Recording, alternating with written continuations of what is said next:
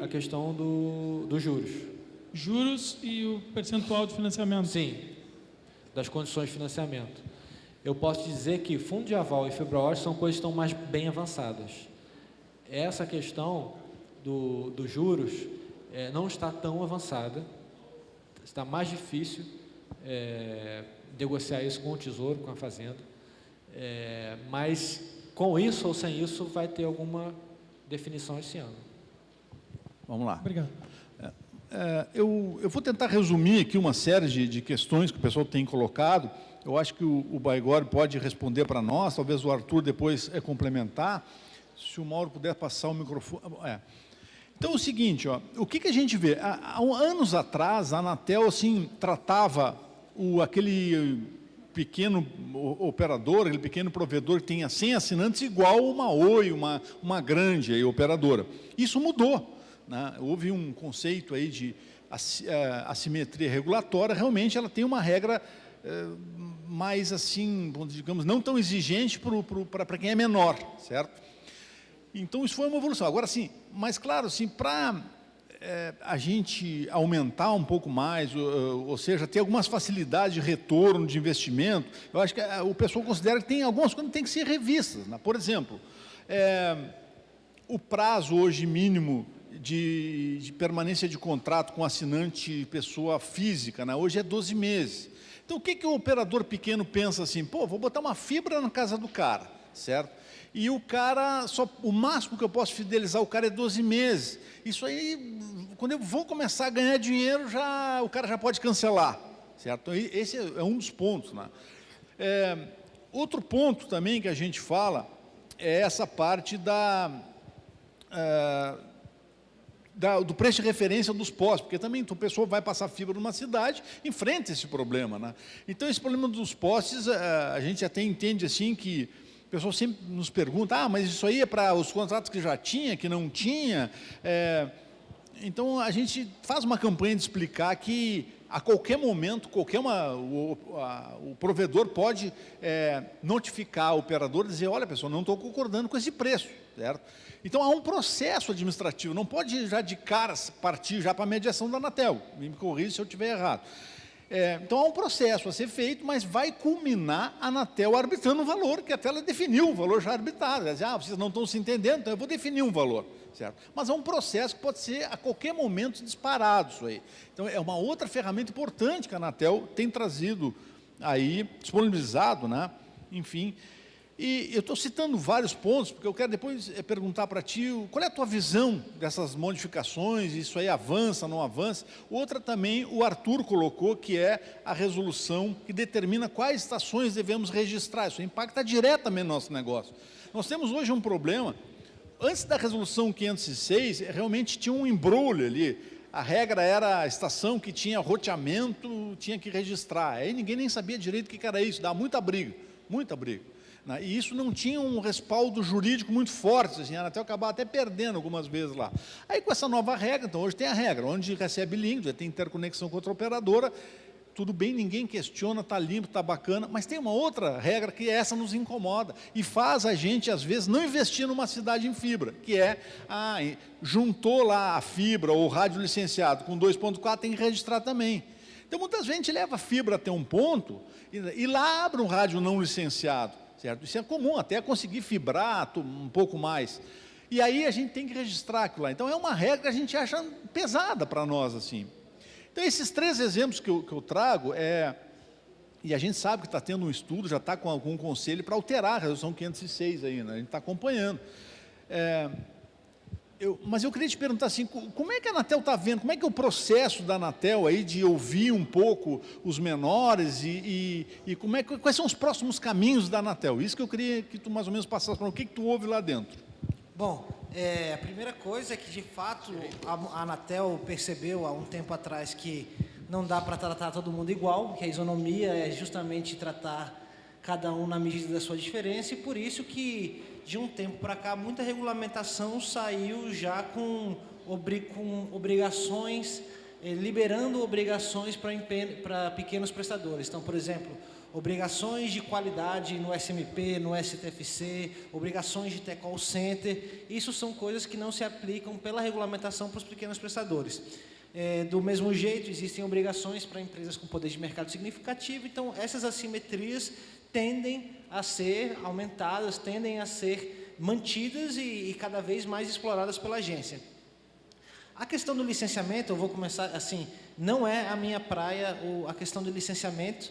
Eu não saberia muito te dizer o que a gente pode fazer para melhorar essa situação. Não sei quanto que desses problemas estão previstos em regulamento e quanto estão previstos em lei. Mas certamente o que está previsto em regulamento a gente pode ajudar, a gente pode melhorar. E assim, eu acho que a melhor coisa que a gente tem que fazer é tentar conversar com a superintendência responsável por isso, que é o superintendente Vitor lá. Eu vou até me predisponho a conversar com ele, levar esse pleito de vocês, e até para ele levar os contatos para eles procurem vocês e entendam melhor o que são esses pleitos.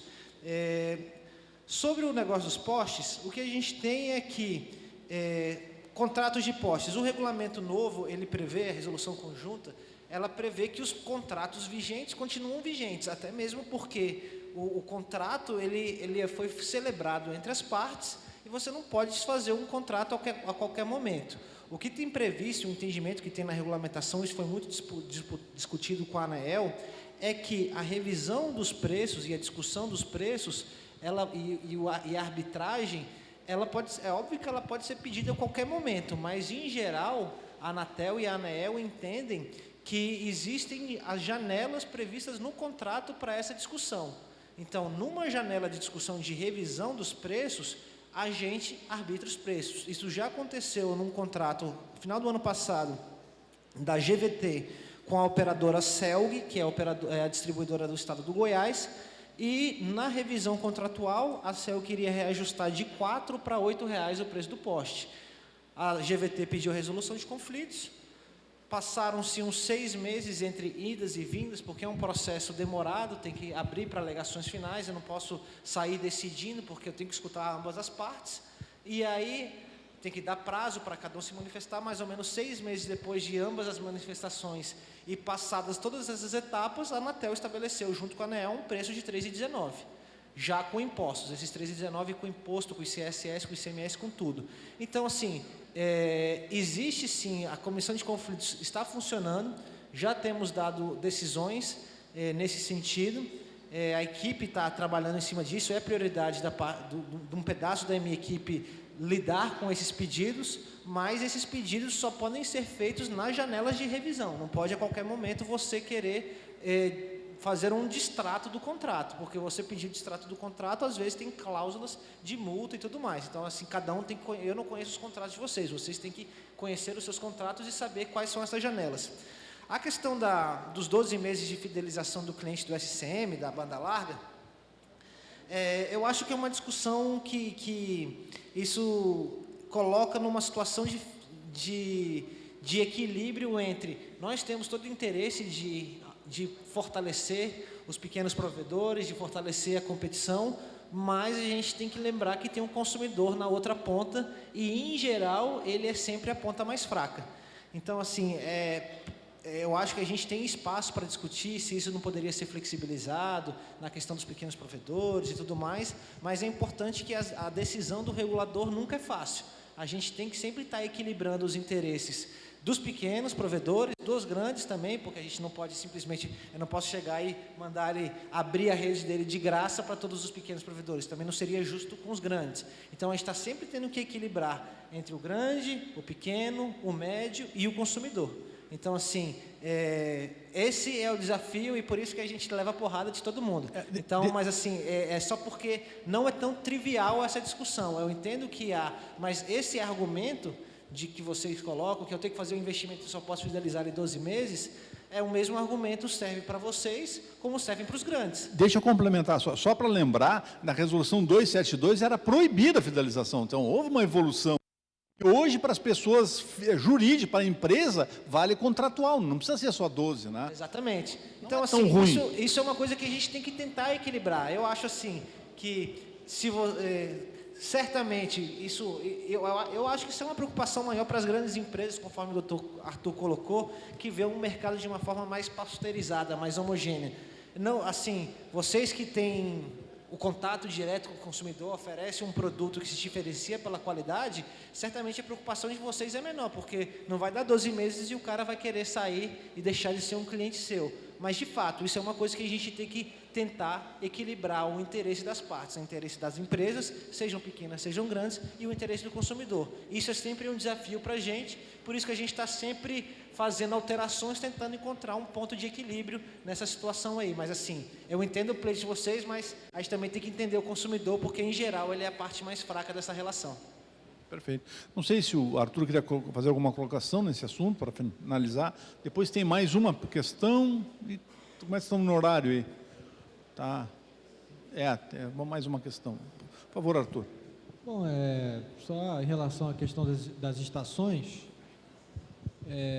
de fato não era um problema que eu identificava, né? Não sabia que era cobrado licenciamento, mas não imaginava que era um valor que incomodava a operação, né, de provedores.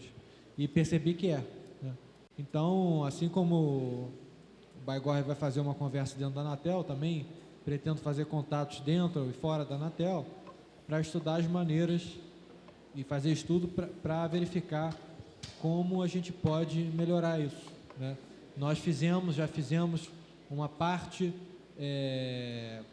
esse tipo de mudança é frequente, assim, a gente vai aprendendo fazendo, então, olha, tem um problema aqui, aí resolve 2 problemas, surge mais um, resolve ali, aí apareceu outro.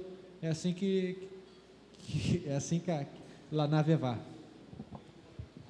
Eu queria fazer uma pergunta para o Arthur, que é um assunto que aflige muito agora também os provedores, que é a pauta, até quando estivemos lá em Brasília e na reunião do Conselho Consultivo da Anatel, que é essa possibilidade, que há essa discussão dentro do Binicom, da transformação do regime de prestação de serviço de internet, que hoje é em regime privado, que possa, porventura, passar a ser prestado em regime público, tá?